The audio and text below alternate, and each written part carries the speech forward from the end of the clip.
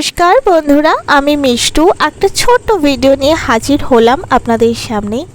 তো দেখুন, সকালবেলা ব্রেকফাস্টে উঠলাম ঘুম থেকে। তো মা বললেন কি খাবি, তো আমি বললাম সসেজ খাবো। চিকেন সসেজ এনেছিলাম, এটা গোদরেজের চিকেন চিজ সসেজ খেতে আমার ভীষণ ভালো লাগে, কিন্তু কিছুদিন যাবৎ সসেজ অ্যাভেলেবেল ছিল না, সেই জন্য মানে একটু মিস করছিলাম সসেজটাকে, একটু না বেশ ভালো মতোই মিস করছিলাম চিকেন সসেজকে। তো আবার অ্যাভেলেবেল হয়েছে, তো সেই জন্য একটা ডিপার্টমেন্টাল শপ থেকে নিয়ে এসেছি এই চিকেন সসেজ।